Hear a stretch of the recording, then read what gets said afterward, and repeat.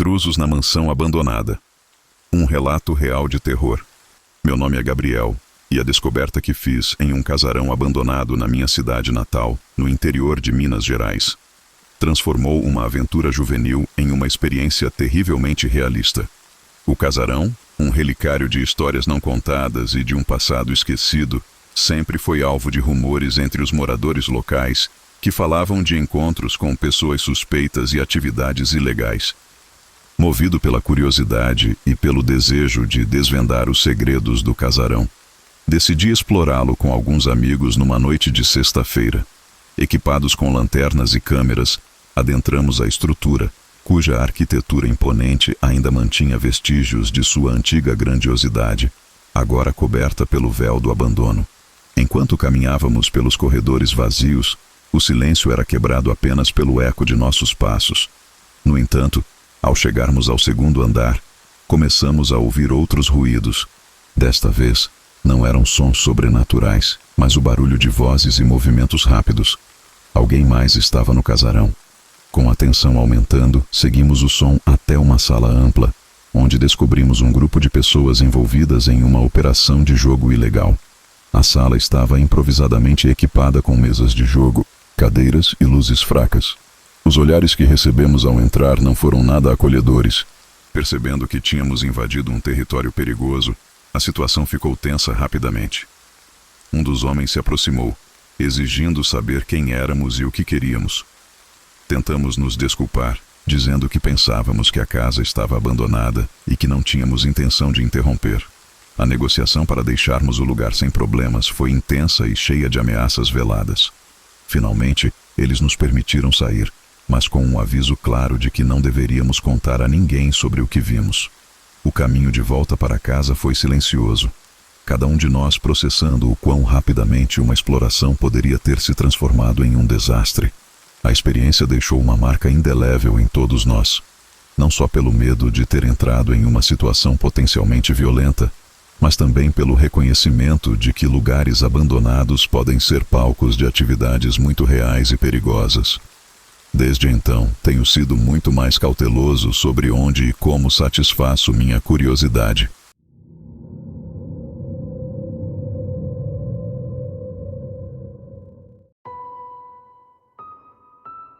O último ônibus, uma viagem inesperada. Meu nome é Ana e o que vivi numa noite voltando para casa ainda ecoa em minha mente como um lembrete de que a realidade às vezes supera a ficção em termos de terror. Eu moro em Fortaleza, uma cidade vibrante que, como qualquer grande metrópole, tem seus próprios perigos quando o sol se põe. Era uma noite de sexta-feira e eu tinha trabalhado até tarde. Decidi pegar o último ônibus da Rota 066, que passava pela praia de Iracema, uma área conhecida tanto pela sua beleza quanto por ser um ponto de interesse turístico e, infelizmente, por pequenos crimes após o anoitecer. Subi no ônibus por volta das 23h30. O veículo estava quase vazio, exceto por algumas pessoas espalhadas pelos assentos traseiros. Escolhi um lugar perto do motorista, uma escolha instintiva buscando segurança. O ônibus zumbiu para frente, seus faróis cortando a escuridão enquanto a cidade noturna passava pela janela como um filme em tons de cinza e laranja. À medida que nos aproximávamos de uma das paradas menos frequentadas, uma figura entrou no ônibus. Era um homem alto, vestindo um capuz que obscurecia seu rosto, e sua presença imediatamente me fez sentir uma inquietação. Ele sentou-se no fundo do ônibus, e o silêncio que se seguiu foi quase palpável, como se todo o ar tivesse sido sugado para fora do ambiente. O ônibus continuou seu trajeto, e eu tentei me distrair com meu celular, mas a sensação de estar sendo observada não me deixava relaxar. O homem no capuz não havia se movido ou falado desde que entrou. O som dos pneus rolando no asfalto e o ocasional chiado do rádio do motorista eram os únicos ruídos que quebravam o silêncio. Quando chegamos a um trecho particularmente isolado da rota, o ônibus diminuiu a velocidade para contornar uma curva fechada. Foi então que as luzes se apagaram subitamente, mergulhando todos nós em escuridão completa. Um grito sufocado escapou de uma das passageiras, e eu senti meu coração acelerar, meu corpo paralisado pela súbita mudança. Em segundos, que pareceram eternos, as luzes piscaram de volta, e foi então que eu vi, refletido na janela ao meu lado, o homem no capuz agora de pé, olhando diretamente para mim. Seu rosto ainda estava escondido, mas a intensidade de seu olhar era inconfundível. Nesse momento, o ônibus parou bruscamente. O motorista anunciou que haveria uma breve interrupção, devido a um problema técnico. A tensão no ar era quase sólida, cada passageiro preso em seu próprio silêncio tenso. Eu sabia que precisava sair dali. Aproveitando a parada, apertei o botão para sinalizar minha descida e me apressei até a porta. O homem no capuz não me seguiu, mas a sensação de seus olhos em minha nuca me acompanhava enquanto eu descia rapidamente do ônibus e entrava na noite. Assim que pisei no chão, corri para uma área mais iluminada, olhando para trás apenas uma vez para ver o ônibus partindo novamente, levando com ele o homem misterioso. Nunca soube quem ele era ou o que queria, mas essa viagem de ônibus me ensinou que nem sempre podemos confiar na tranquilidade aparente das rotinas diárias e que, às vezes, o perigo pode estar apenas a um assento de distância.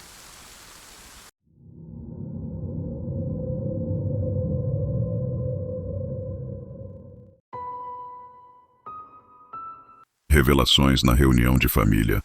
Um relato real de terror.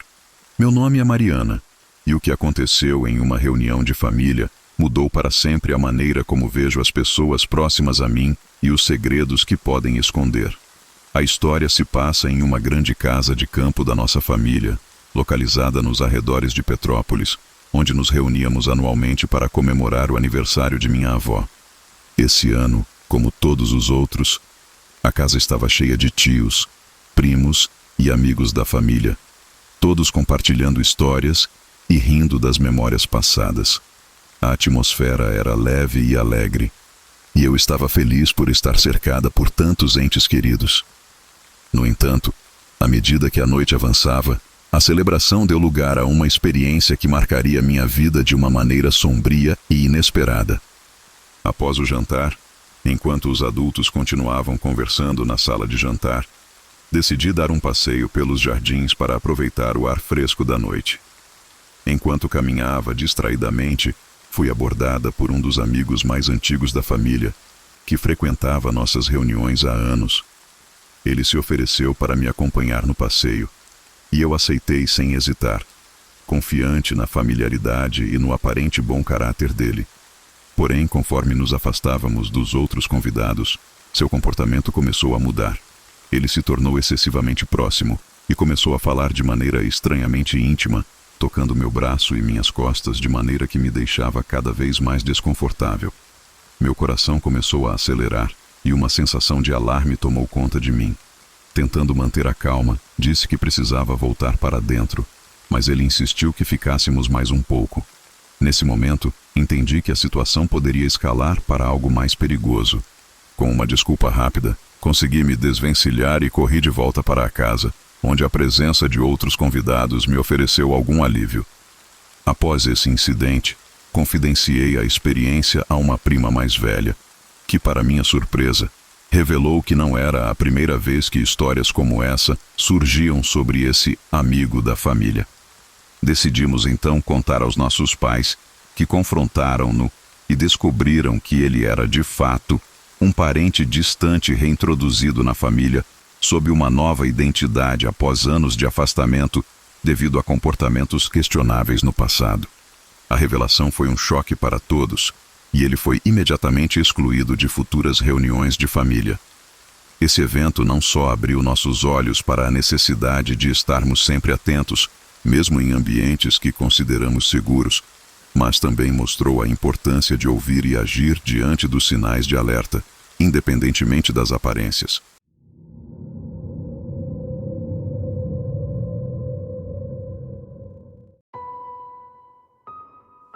O Segredo Enterrado. História de terror ao som de chuva. Meu nome é Carlos e moro em um tranquilo bairro residencial de Curitiba. O que começou como um dia comum se transformou em uma jornada tensa através das sombras que podem espreitar até mesmo nas esquinas mais movimentadas de São Paulo. Eu estava em minha rotina usual, esperando na parada de ônibus na Avenida Paulista, perto de uma das entradas do metrô. Era uma área sempre cheia, um lugar onde me sentia seguro, entre a multidão de rostos apressados. Naquela manhã, enquanto verificava e-mails no meu celular, percebi uma figura do outro lado da rua, vestindo um casaco vermelho chamativo. Ela estava parada, não mexendo em um celular, não lendo um livro, apenas me olhando. Seus olhos eram como faróis fixados em mim, causando um desconforto crescente. Tentei me convencer de que era coincidência, talvez ela estivesse apenas distraída, mas o instinto me dizia que havia algo mais. Quando meu ônibus chegou, entrei rapidamente, escolhendo um assento ao lado da janela, parte de mim esperando ver aquela figura desaparecer. Porém, ao olhar para fora enquanto o ônibus iniciava sua rota, vi com um choque crescente que ela tinha começado a seguir o ônibus. Seu passo era rápido, determinado, e seus olhos nunca deixavam de me seguir através da janela. Com o coração acelerado, observei enquanto ela mantinha o ritmo com o ônibus, mesmo quando acelerava. A cada parada, meu estômago se retorcia, esperando vê-la entrar e confrontar-me, mas ela apenas seguia do lado de fora. A situação era surreal, como se eu estivesse em um filme de suspense, mas o medo era visceral e inteiramente real. Depois de cerca de 15 minutos, que pareceram uma eternidade, ela parou. Ficou simplesmente parada na calçada, me observando enquanto o ônibus se distanciava. Sua expressão era um enigma, carregada de uma emoção que eu não conseguia decifrar. E então, ela desapareceu de vista. Quando cheguei ao trabalho, a experiência me deixou tão perturbado que mal consegui me concentrar. Contei a alguns colegas sobre o ocorrido, buscando algum conselho, ou talvez apenas a segurança que vem com compartilhar um medo. A preocupação deles apenas reforçou minha própria, e juntos chegamos à conclusão de que eu deveria tomar medidas mais sérias. Naquela noite, minha decisão de descobrir mais sobre minha perseguidora me levou de volta à mesma parada de ônibus, no mesmo horário. Desta vez, ela não estava lá, o que de alguma forma não foi um alívio, mas um aprofundamento do mistério e da tensão que eu sentia. Chegando em casa, o envelope que encontrei sob minha porta apenas adicionou uma camada de terror à situação. A foto de mim, esperando na parada de ônibus, tirada sem meu conhecimento, e a mensagem ameaçadora no verso eram claras. Alguém estava observando cada passo meu, alguém que sabia onde eu morava. Nos dias seguintes, instalei câmeras de segurança em meu apartamento, mudei minha rotina e informei a polícia, que começou a investigar o caso. Ainda não sei quem ela era ou o que realmente queria, mas essa experiência me transformou. Agora, cada sombra é motivo de suspeita, e cada desconhecido na rua pode ser mais do que aparenta.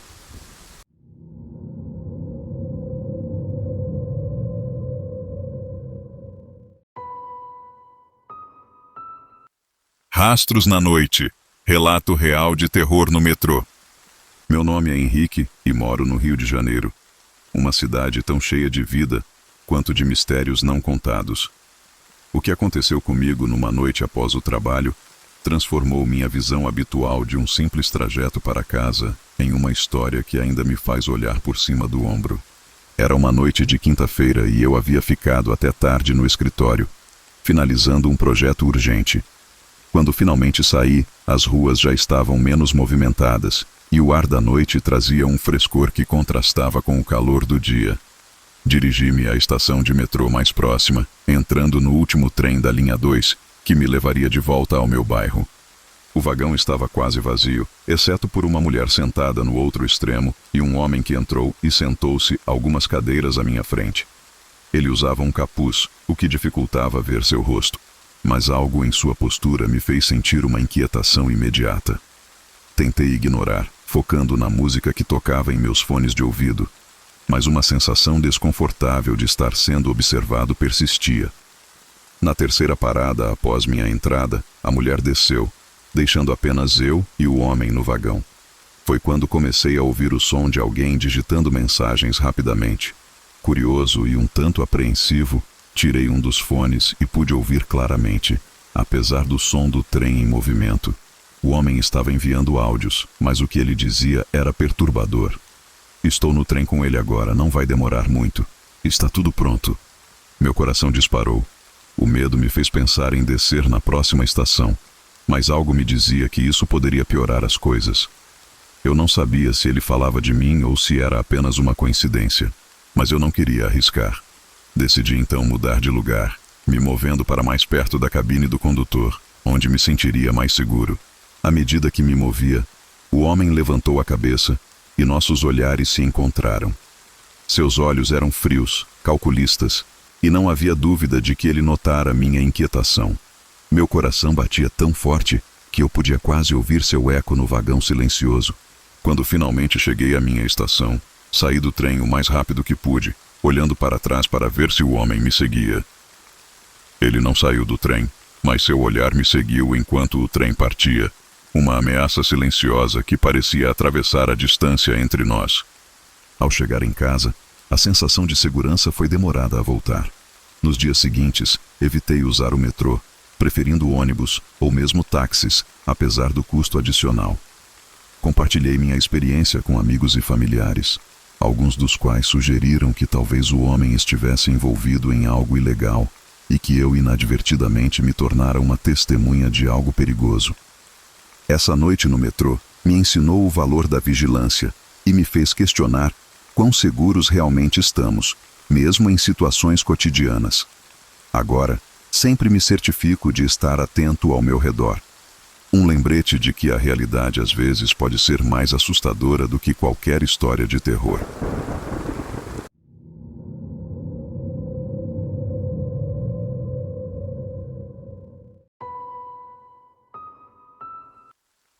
O segredo do apartamento 404. Relato real de terror em um novo começo. Meu nome é Juliana e recentemente me mudei para um apartamento em um bairro tranquilo de Porto Alegre. Tudo parecia perfeito no início. O apartamento era espaçoso, o preço estava dentro do orçamento e os vizinhos pareciam amigáveis. No entanto, o que começou como um novo capítulo empolgante na minha vida, logo se transformou em um mistério sombrio que desafiou minha percepção da realidade. Nos primeiros dias após a mudança, notei pequenos acontecimentos estranhos. Objetos que eu tinha certeza de ter colocado em um lugar apareciam em outro, e às vezes ouvia ruídos de passos quando não havia mais ninguém em casa. Inicialmente, atribuí isso ao estresse da mudança e à minha imaginação. A situação começou a escalar quando, uma noite, acordei com o som de alguém sussurrando no corredor fora do meu quarto. Levantei-me, pensando que talvez alguém tivesse entrado no apartamento, mas quando cheguei lá, não havia ninguém. No entanto, o sussurro continuou, parecendo vir das paredes. Decidida a entender o que estava acontecendo, comecei a investigar a história do apartamento. Conversando com o síndico, descobri que o apartamento 404, o meu novo lar, estava vazio há anos antes de eu me mudar. O antigo morador, um senhor idoso, havia desaparecido sem deixar rastros, e desde então, rumores sobre o apartamento ser amaldiçoado circulavam entre os moradores. Intrigada e um pouco assustada, continuei minha busca por respostas. Uma noite, enquanto os sussurros pareciam particularmente altos, segui o som até um armário no corredor. Dentro dele, encontrei uma pequena porta que levava a um espaço oculto atrás das paredes do apartamento. Armada com uma lanterna, entrei no espaço apertado, onde encontrei um diário empoeirado. O diário pertencia ao antigo morador, e nele ele escrevia sobre sentir-se observado, sobre ouvir vozes que ninguém mais podia ouvir, e sobre sua crescente paranoia. As últimas entradas eram frenéticas e confusas, sugerindo que ele acreditava que havia algo escondido nas paredes do apartamento, algo que ele precisava encontrar. Armada com essa nova informação, chamei a polícia, que realizou uma inspeção mais aprofundada. Dentro das paredes, além do espaço onde encontrei o diário, eles descobriram uma antiga câmara escondida, contendo pertences pessoais de várias pessoas, sugerindo atividades criminosas ligadas ao desaparecimento do senhor e possivelmente de outros. A revelação abalou a comunidade do prédio e lançou luz sobre os mistérios do apartamento 404. Após a investigação, decidi me mudar, incapaz de ignorar a história sombria do meu breve lar. A experiência me deixou com uma profunda desconfiança em relação ao desconhecido e um lembrete de que, por trás de fachadas normais, podem se esconder segredos profundos e obscuros.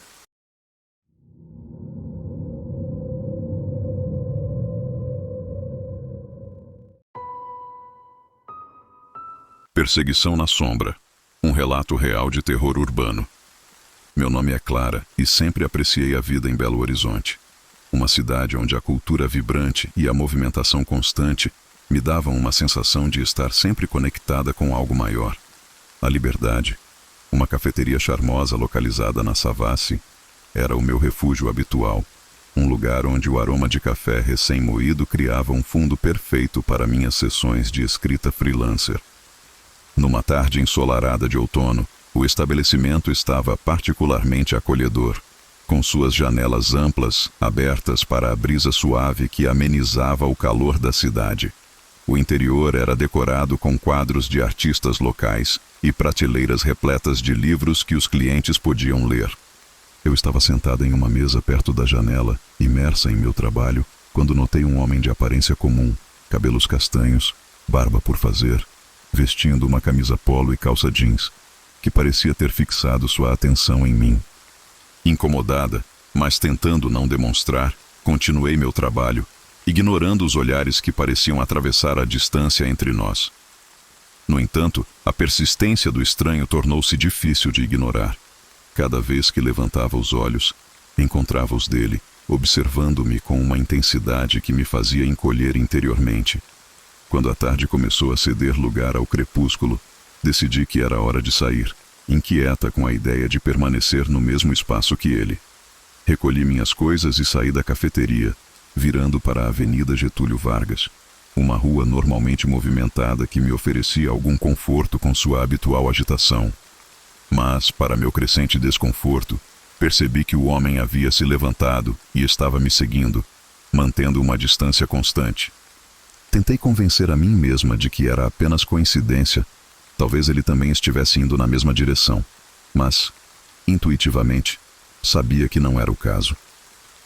Alterei meu caminho várias vezes, cada mudança seguida pelo mesmo padrão de perseguição. A sensação de pânico começou a crescer dentro de mim. Um medo palpável que parecia consumir todo o meu ser. Desesperada por segurança, entrei no Shopping Pátio Savassi, pensando que a multidão e a segurança do local me protegeriam.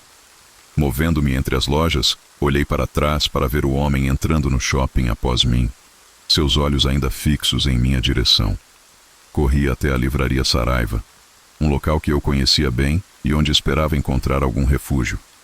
Após explicar minha situação para um dos funcionários, que observou minha angústia crescente, ele chamou a segurança do shopping.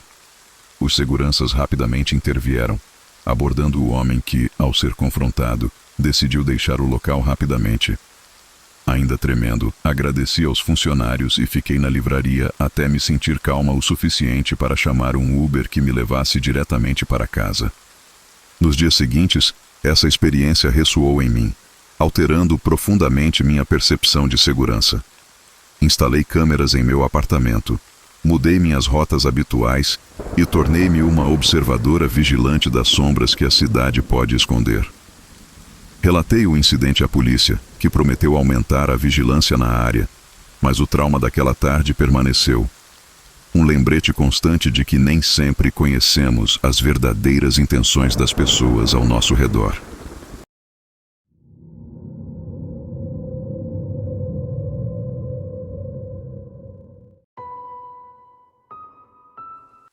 Transmissão interrompida. O perigo por trás da tela. Meu nome é Amanda e sou uma influenciadora digital com foco em moda e lifestyle.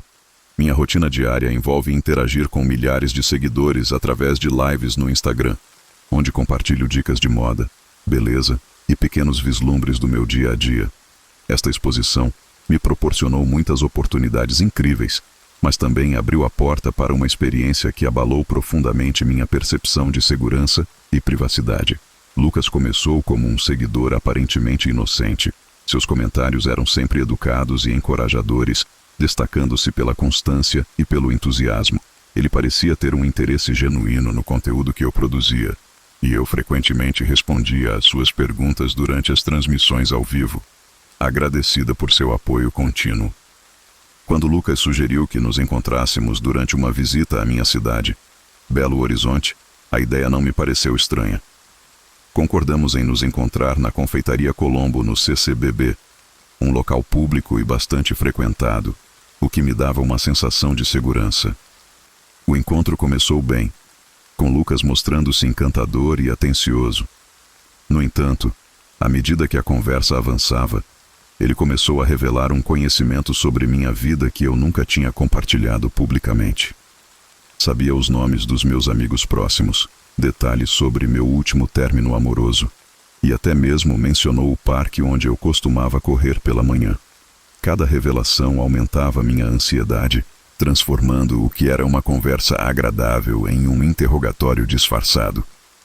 Quando mencionou o incidente da mudança da fechadura do meu apartamento, algo que eu havia compartilhado apenas com familiares e amigos próximos, percebi que ele tinha cruzado uma linha perigosa. Com uma desculpa apressada, levantei-me para ir embora, sentindo seus olhos me seguindo até que eu saísse do campo de visão. A situação escalou nos dias seguintes.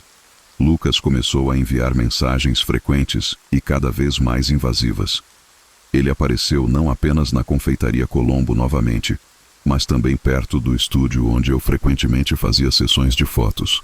Cada aparição era mais ousada e ameaçadora. Ele me mandava fotos tiradas de longe, mostrando que me observava sem que eu percebesse. Alarmada, tomei medidas imediatas para proteger minha privacidade.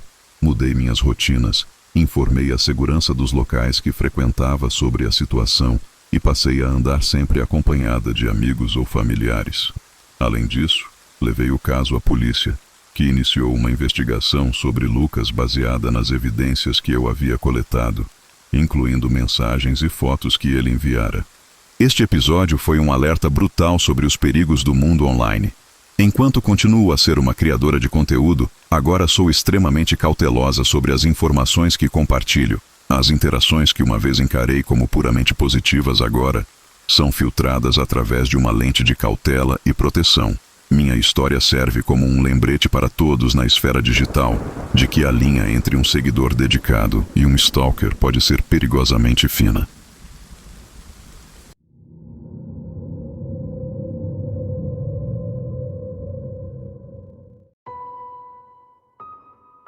Deslize para o perigo, um pesadelo moderno do Tinder. Meu nome é Camila e moro em São Paulo, uma metrópole vibrante onde tecnologia e relações sociais se entrelaçam de maneiras complexas e às vezes perigosas.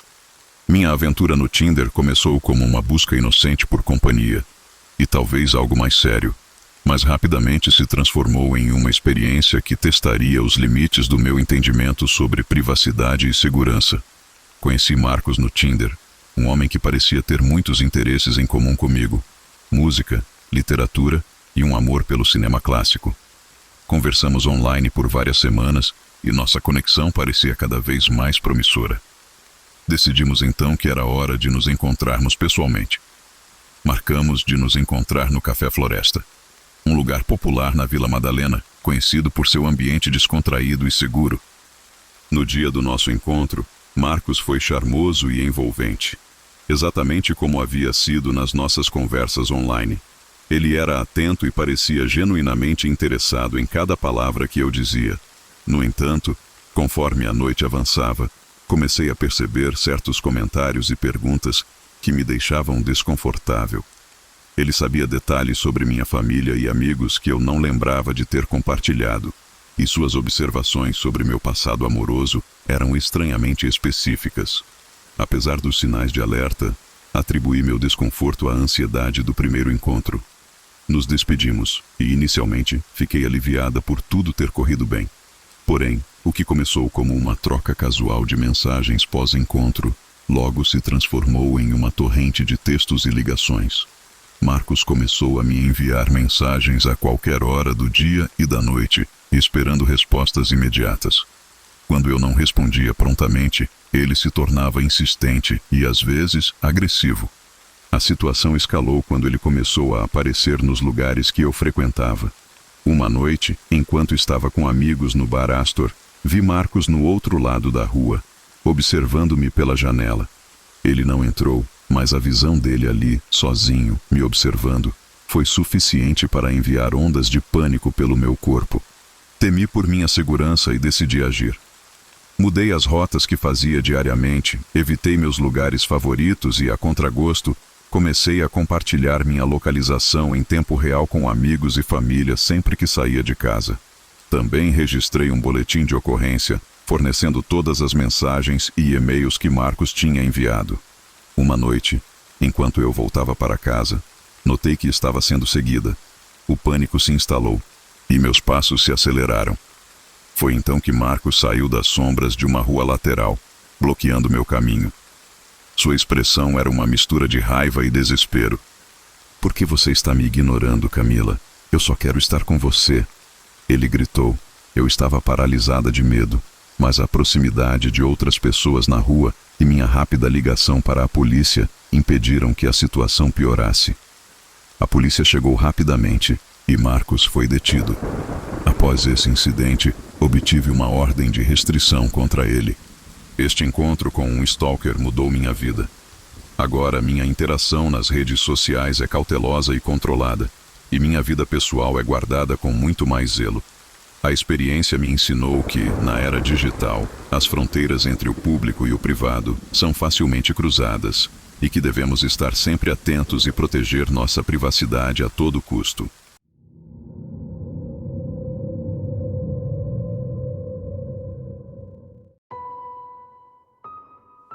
O elevador do edifício antigo. Relato real de terror. Meu nome é Carlos e o que aconteceu no edifício onde trabalho, no centro de São Paulo, me fez questionar a realidade de tudo que eu conhecia sobre o lugar. O edifício é um dos mais antigos da região, conhecido por sua arquitetura neoclássica e histórias que vão de encantadas a aterrorizantes. Trabalho como segurança noturno e minha tarefa é patrulhar os andares após o expediente. Numa noite particularmente silenciosa, enquanto fazia minha ronda habitual, decidi usar o elevador para verificar os andares superiores. Ao entrar no elevador, notei que o painel estava piscando de forma irregular, algo incomum, mas não totalmente estranho, dado o estado antigo do sistema. No entanto, à medida que o elevador começou a subir, um som sutil de arranhões começou a emanar das paredes. A princípio, pensei que fossem ruídos normais da máquina, mas à medida que subíamos, os sons se tornaram mais intensos e acompanhados por um frio inexplicável que se infiltrava no espaço. De repente, o elevador parou bruscamente entre o 7º e o 8º andar. As luzes piscaram e se apagaram, deixando-me numa escuridão completa. O silêncio que se seguiu foi quebrado por um sussurro quase inaudível, como se alguém estivesse no elevador comigo. O pânico começou a se instalar enquanto eu tentava, em vão, fazer o elevador se mover novamente. Foi então que as luzes tremeluziram e eu vi, refletido no espelho do elevador, a silhueta de uma mulher vestida em trajes antigos, parada atrás de mim. Não havia como ela ter entrado no elevador sem que eu percebesse, e não havia para onde ela pudesse ter ido. Quando as luzes se estabilizaram, a figura havia desaparecido, e o elevador começou a se mover novamente como se nada tivesse acontecido. Saí do elevador no próximo andar, minha respiração pesada e minha mente tentando processar o que tinha visto. Nos dias seguintes, investiguei a história do edifício e descobri que há décadas atrás, uma mulher havia morrido de maneira trágica no elevador, presa durante um blackout. Desde então, relatos de avistamentos e experiências estranhas no elevador se tornaram uma lenda urbana entre os funcionários mais antigos. Essa experiência me ensinou a respeitar os mistérios que edifícios antigos como esse podem esconder, e desde então, eu evito usar o elevador tarde da noite, preferindo as escadas, não importa quantos andares eu tenha que subir.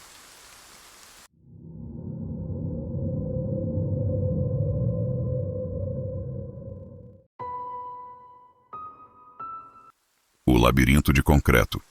Relato real de terror no metrô abandonado. Meu nome é Lúcia, e a descoberta de uma estação de metrô abandonada embaixo da cidade de Belo Horizonte revelou segredos que muitos desejavam permanecer escondidos. Trabalho como arqueóloga urbana, especializada em explorar e documentar partes esquecidas de cidades que o tempo deixou para trás. A existência dessa estação era um rumor entre exploradores urbanos e historiadores, mas ninguém tinha conseguido localizá-la até então. Após meses de pesquisa e exploração dos túneis subterrâneos, encontrei uma entrada oculta por trás de uma parede falsa em um dos túneis ativos do metrô. A passagem levava a uma estação completa, mas claramente não utilizada há décadas.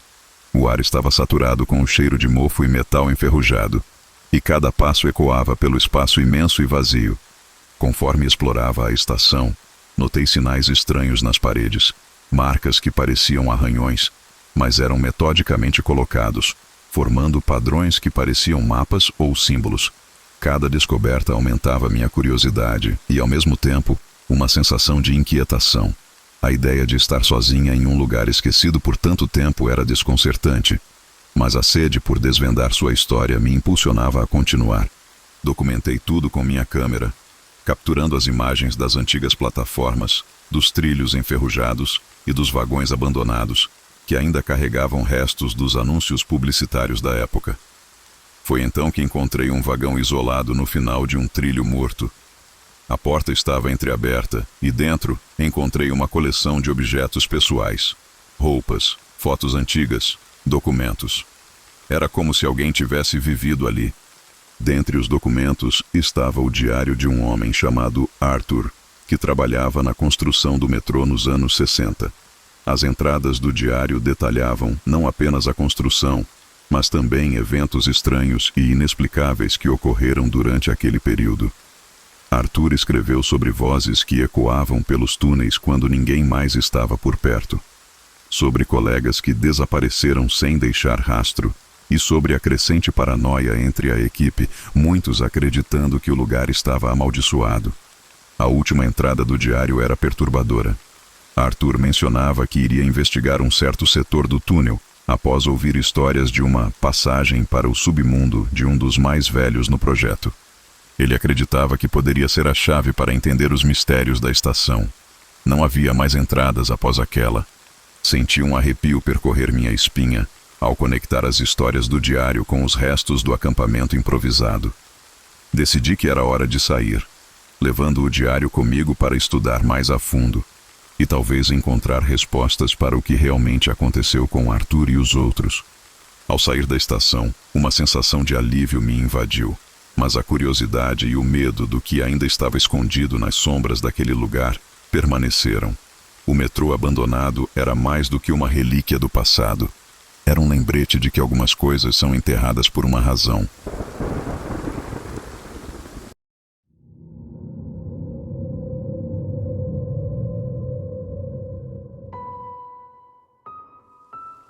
Vozes no viaduto. Uma longa noite de mistérios. Meu nome é Tiago, e o que experimentei sob o viaduto Santa Ifigênia em São Paulo foi tão profundamente perturbador que mudou a maneira como percebo os espaços urbanos à noite.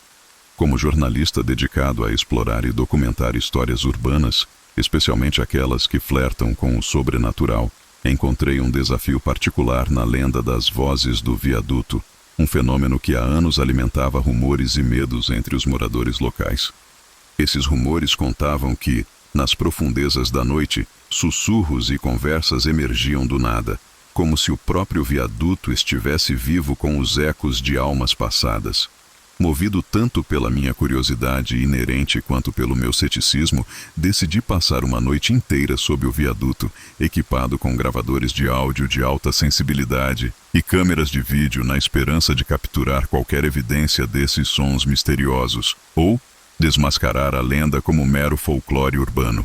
À medida que a noite caía sobre a cidade, o tráfego diminuía, e o viaduto, uma estrutura massiva de concreto e aço, lançava longas sombras sobre o chão. O ambiente se tornava cada vez mais silencioso, apenas ocasionalmente interrompido pelos sons distantes de carros e o ocasional latido de cães. O mundo parecia recuar, deixando-me sozinho com a imensidão do viaduto e a expectativa do desconhecido. Inicialmente, o que capturava mais a minha atenção era o sentimento de isolamento. A sensação de estar rodeado por uma estrutura que tinha visto décadas de história passar por suas arcadas. No entanto, cerca de 2 horas na minha vigilância, comecei a perceber um murmúrio baixo. Inicialmente pensei que fosse o zumbido do meu próprio equipamento, mas ao ajustar os níveis de som, percebi que o ruído tinha uma qualidade quase humana. Esse murmúrio gradualmente se transformou em vozes discerníveis. Era como se várias pessoas estivessem conversando em tons abafados, suas palavras se entrelaçando em uma tapeçaria de sussurros que eu mal conseguia entender. A princípio, registrei tudo, fascinado e alarmado na mesma medida. As vozes pareciam discutir eventos passados, mencionando nomes e lugares que pareciam pertencer a outra era. Enquanto a noite avançava, uma voz se destacou das outras. Era clara e direta, sussurrando meu nome com uma intimidade que me fez arrepiar. Tiago, vá embora. Não é seguro aqui. O choque dessa interação direta foi o suficiente para me fazer questionar se deveria continuar minha investigação. Decidi continuar, movido por uma mistura de dever profissional e uma necessidade visceral de entender. Apesar do medo, mantive o equipamento rodando, capturando cada sombra de voz, cada sussurro que enchia o ar com uma qualidade quase palpável. Não foi até o amanhecer se aproximar que as vozes finalmente começaram a diminuir, desaparecendo à medida que a luz começava a banhar o viaduto. Ao revisar as gravações, as vozes estavam lá, um coro de sons quase inumanos que me deixaram com mais perguntas do que respostas. Quem eram essas vozes? O que elas queriam? E por que uma delas sabia meu nome? Essas perguntas permanecem sem resposta. E o mistério das vozes sob o viaduto Santa Ifigênia continua, um enigma que agora prefiro manter à distância.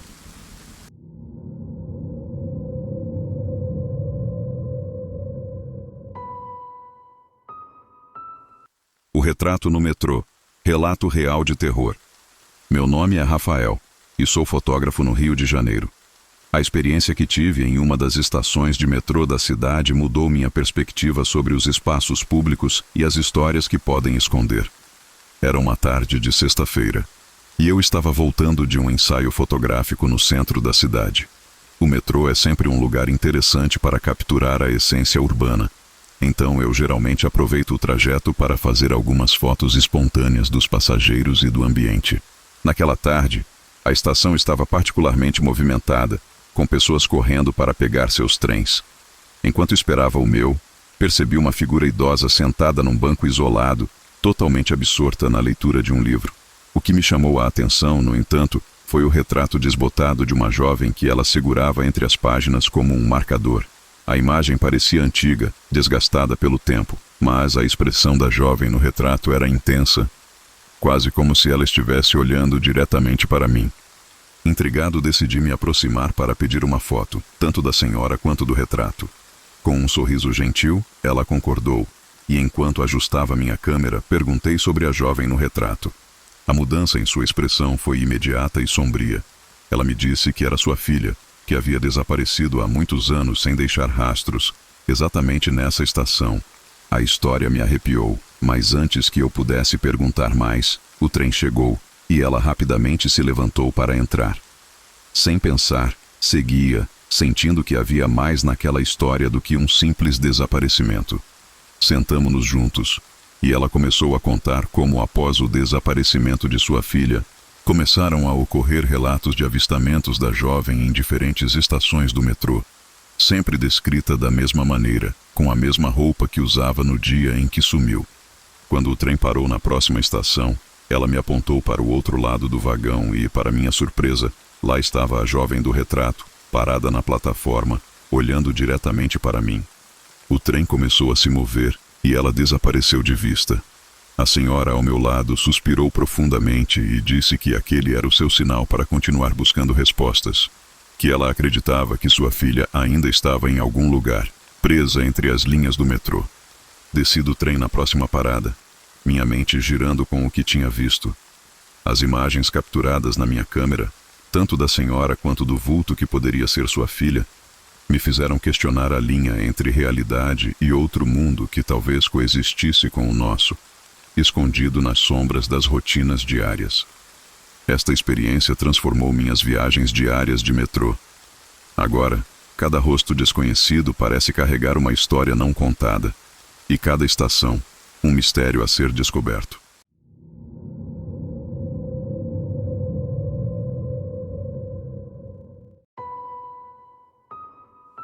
A Estrada Esquecida. Um relato real de terror na estrada. Meu nome é Felipe, e uma viagem de carro que deveria ser apenas uma simples jornada de volta para casa se transformou em um dos momentos mais assustadores da minha vida. Eu estava dirigindo de volta para Porto Alegre, após uma visita a um amigo em uma cidade vizinha. Era tarde da noite, e eu decidi pegar um atalho que passava por uma área rural pouco conhecida como Estrada Velha. A estrada era notoriamente mal iluminada e cercada por densas florestas, mas eu estava confiante que poderia economizar tempo. No entanto, à medida que avançava, uma neblina espessa começou a se formar, limitando minha visão a poucos metros à frente. O silêncio era quase palpável, apenas quebrado pelo som do motor e dos pneus no asfalto molhado. De repente, os faróis captaram algo na beira da estrada. Inicialmente parecia ser um animal, o que não era incomum naquela região. Mas à medida que me aproximava, percebi que era uma pessoa, uma mulher, parada sozinha na estrada. Ela parecia desorientada, vestindo roupas rasgadas e cobertas de lama. Movido por uma mistura de preocupação e medo, parei o carro a uma distância segura e baixei a janela para perguntar se ela precisava de ajuda. Ela não respondeu, apenas me olhou fixamente com uma expressão vazia que me arrepiou. Sentindo que algo não estava certo, decidi seguir em frente, prometendo chamar ajuda assim que tivesse sinal no celular. No entanto, ao retomar a viagem, notei no espelho retrovisor que a mulher começou a seguir o carro. Aumentei a velocidade, mas ela corria de uma forma não natural, quase como se flutuasse, mantendo o ritmo com o veículo. O pânico tomou conta de mim, e eu acelerei ainda mais, até que ela finalmente desapareceu de vista. Quando finalmente cheguei em uma área mais habitada, parei em uma delegacia para relatar o incidente. O policial me ouviu atentamente e então, com um semblante sério, me informou que eu não era o primeiro a relatar um encontro com uma figura semelhante naquela estrada. Segundo ele, uma mulher tinha desaparecido naquela região anos atrás, e nunca encontraram o corpo ou desvendaram o mistério de seu desaparecimento. A experiência me deixou profundamente abalado, e nunca mais voltei a usar aquele atalho. As estradas esquecidas, aprendi da maneira mais difícil, podem ser mais do que simples caminhos. Às vezes, são lembranças de histórias não resolvidas que continuam a assombrar o presente.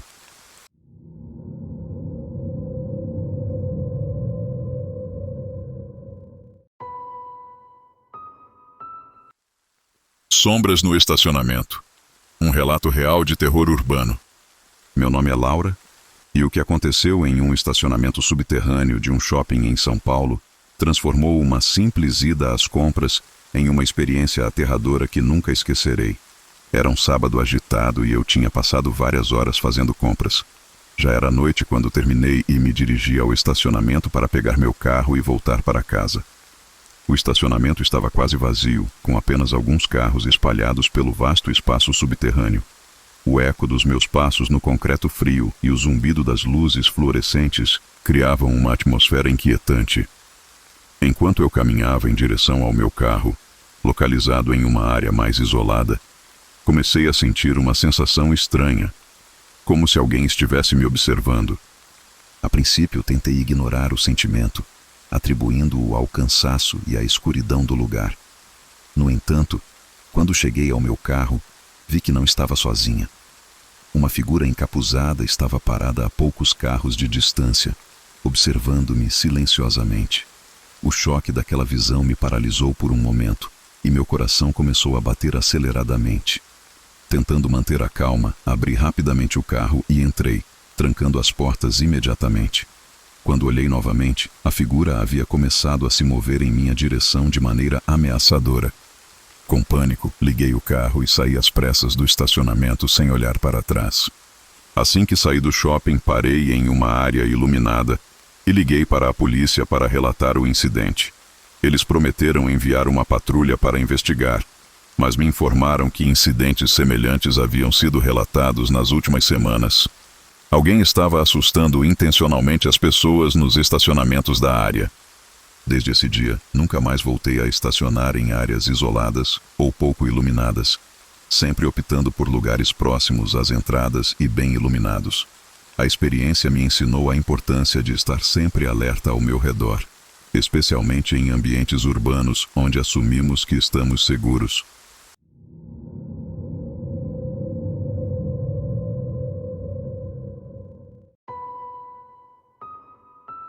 A mensagem oculta. História de terror ao som de chuva. Meu nome é Daniel, e o que descobri em meu próprio apartamento em Recife transformou uma simples reforma em uma revelação chocante e perturbadora. Eu tinha recentemente comprado o apartamento e decidido fazer algumas melhorias antes de me mudar completamente. Durante a renovação do piso da sala, uma descoberta inesperada alterou completamente os meus planos. Enquanto removíamos o piso antigo, encontramos um conjunto de tábuas soltas que escondiam um espaço oco abaixo delas. Curioso, decidi investigar o que poderia estar escondido ali. Dentro do esconderijo, havia uma pequena caixa de madeira que continha várias cartas amareladas e fotos antigas. As cartas eram datadas de décadas atrás e escritas por alguém chamado Clara, endereçadas a um homem chamado João. Nas cartas, Clara descrevia com detalhes assustadores como se sentia perseguida dentro de sua própria casa, ouvindo passos e vozes que ninguém mais podia ouvir. Ela escrevia sobre a sensação de estar sendo observada por alguém escondido dentro das paredes do apartamento. À medida que lia as cartas, uma tempestade começou lá fora, e o som da chuva batendo contra as janelas adicionava uma atmosfera ainda mais sombria à leitura. Cada carta revelava mais do terror que Clara sentiu, e as fotos mostravam imagens dela no apartamento, algumas das quais com áreas borradas que, à primeira vista, pareciam ser falhas na fotografia, mas ao olhar mais atento, sugeriam a presença de outra pessoa, uma figura sombria mal perceptível ao fundo. Alarmado com as descobertas, decidi investigar a história do apartamento. Aprendi que Clara realmente existiu, e que seu desaparecimento não resolvido foi um caso que intrigou a comunidade na época. João, o destinatário das cartas, era um investigador privado contratado por ela, que também desapareceu misteriosamente. Com a história de Clara em mãos e o apartamento que parecia guardar os ecos de seu terror, senti uma responsabilidade de trazer alguma resolução para esse mistério antigo. Contatei as autoridades, que iniciaram uma nova investigação baseada nas cartas e nas fotos. A renovação do apartamento foi interrompida, transformando-se em uma cena de investigação. A experiência me ensinou que, por trás das paredes de uma casa, podem se esconder histórias esquecidas, esperando para serem contadas. E às vezes, a verdadeira história de terror não está nas coisas que imaginamos, mas nas que são reais e foram esquecidas pelo tempo.